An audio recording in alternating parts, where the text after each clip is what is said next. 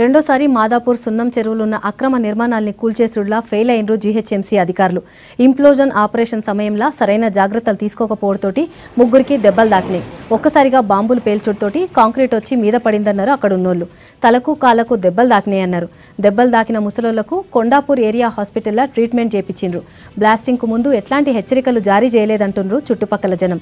అయితే అన్ని జాగ్రత్తలు తీసుకునే బ్లాస్టింగ్ చేసినామంటుండ్రు అధికారులు.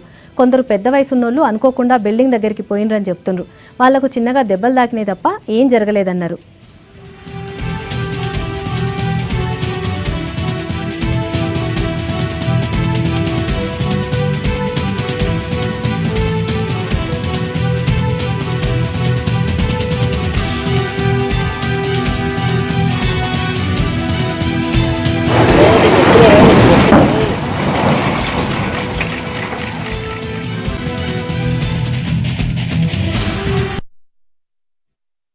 కట్టకుండా వచ్చి ఇట్లా రాకపోయినాము. కంకర్రాళ్ళ కడ వచ్చి ఆ బాంబు పెట్టింది మాకు ఫోన్ చెప్పలేదు సార్.